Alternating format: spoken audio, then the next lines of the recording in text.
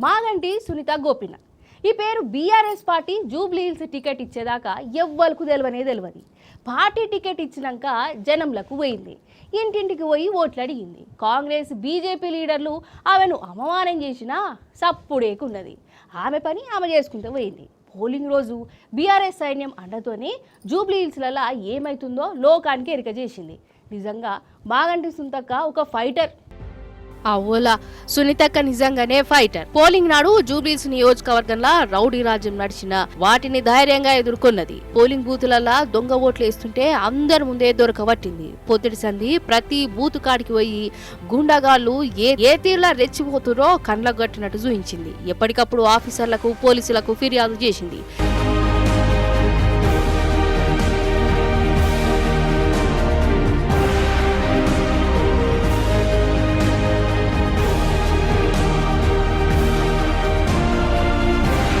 గూండాలకు రౌడీలకే కాదు పోలీసులకు కూడా ఎదురు నిలబడ్డది. ఒదికు పట్టపగిటిలే దొంగ ఓట్లు జాతర నడుస్తుంటే పోలీసులు చూసి చూడన్నట్టు చేస్తుంటే వాళ్ళను నిలదీసింది. పోలింగ్ బూతుల ముంగట్నే కూర్చొని ఆందోళన చేసింది.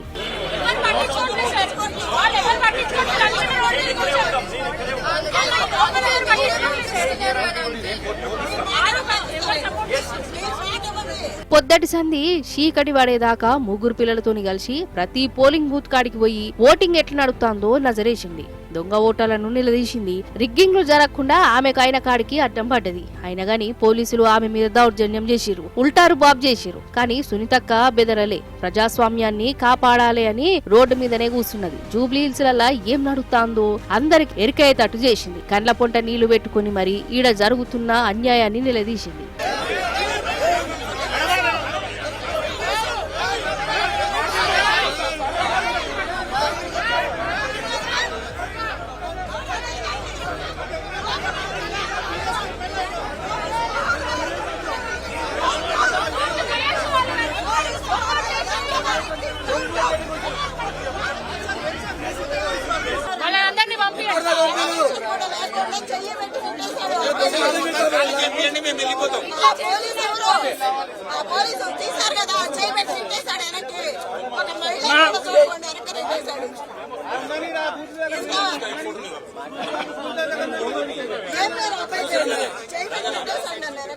దిక్కు పోలీసులు, ఇంకో దిక్కు కాంగ్రెస్ పార్టీ తరఫున వచ్చిన గూండాలు వీళ్ళందరితోని కొట్లాడింది.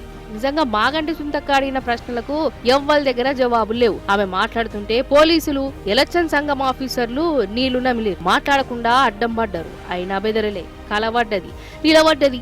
గెలుపు ఓటమి అటెంక జనాలు ఎవ్వరకు భయపడకుండా ఇంట్లోకెళ్లి బయటికి వచ్చి ఓటేసే ప్రజాస్వామ్యాన్ని కాపాడాలని వేడుకున్నది. నుంచి సతాయిస్తున్నారు. ఇదిగో ఇప్పుడు ఆ బోరు బండలో పోలీసులు మొత్తం లేడీస్ ని బయటికి దోసేస్తున్నారు. ఫోన్లు వచ్చినాయి ఇప్పుడు నాకు. రెండమ్మా మీరు ఎక్కడికి బయటికి దోస్తున్నారు, టైం ఉంది కదా, మేము కూర్చోవాలి కదా. ఇప్పుడు లోపల ఎంతమంది ఉంటారు ఇగోండి పట్టుకున్నాం. ఇంకా పేపర్లు తీసుకున్నాడు కాడు, పారిపోయాడు, దొరకలేదు. ఇంకా చాలా ఉన్నాయి. అయ్యో మొత్తం వీళ్ళందరినీ కూర్చోబెట్టారు. వాళ్ళందరినీ మొత్తం వాళ్ళందరూ వేయడానికి వచ్చారు. దయచేసి ప్రజలు బయటకు వచ్చి భయపడకుండా ఓటు హక్కు వినియోగించుకోండి. ఒక మహిళగా తోటి మహిళలకు చెప్తున్నా, భయపడొద్దు. మీ వెనకమాల నేనున్నాను. ఏదైనా సరే నేను నిలబడతాను మీకు అండగా. నిజం చెప్తున్నా.